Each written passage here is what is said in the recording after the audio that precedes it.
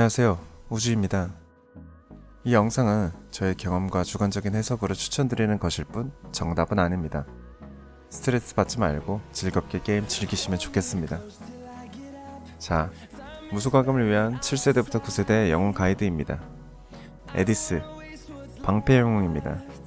현재 5세대 이후로 계속 방패 영웅이 없었지만 8세대의 방패 룰렛 영웅이 있으니 우리는 건너뛰도록 하겠습니다.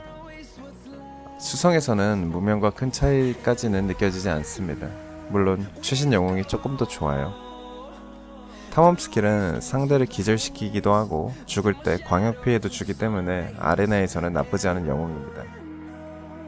고든, 창 영웅입니다. 집결원으로 캐슬 수비에 사용되는 영웅이기 때문에 방패 에디스를 건너뛰고 고든을 4성으로 챙기는 게 더 좋아 보입니다. 물론 8세대 방패 룰렛 그리고 공용 조각이 많다는 전제하에 챙길만 합니다. 9세대까지 레니를 창으로 버티는 것을 생각해본다면 추천은 하지만 조각이 없고 과금을 하지 않는다면 추천하지 않습니다. 브래들리, 룰렛 궁 영웅입니다. 처음 출시 이후 너프를 받은 지금까지도 개인적으로는 화이트아웃 서바이벌 역사상 가장 임팩트가 있고 좋은 성능을 보여주는 영웅이라고 생각합니다. 공용 조각이 많다면 첫 룰렛 이후 4성까지 만들어줘도 무방하고 5성까지도 만들어도 좋습니다. 곰사냥에서는 10세대 궁 영웅이 나오기 전까지 계속 사용됩니다.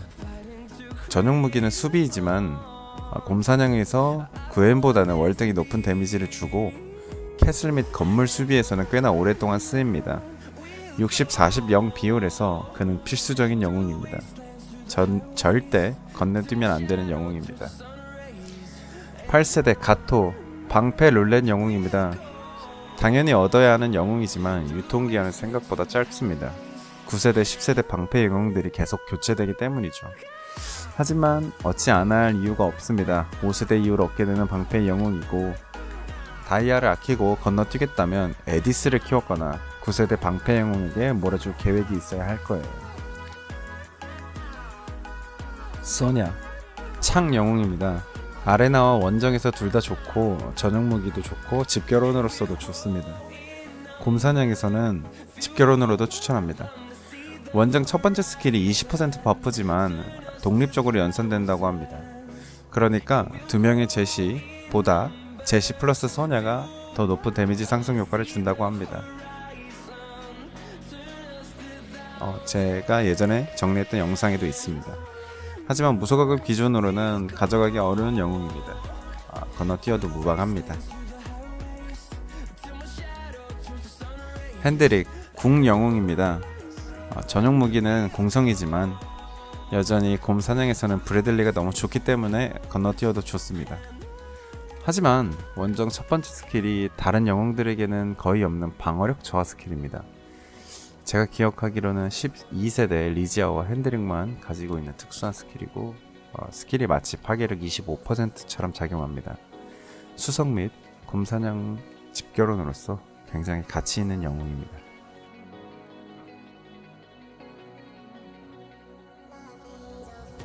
구세대 마그누스 방패 영웅입니다. 매우 좋은 영웅이고 메인으로 사용되는 방패 영웅입니다. 원정 첫 번째 스킬이 좋기 때문에 나중에 집결원으로도 활용 가능한 편입니다. 다만 10세대의 방패 영웅이 꽤 좋기 때문에 유통기한은 짧은 편이긴 합니다.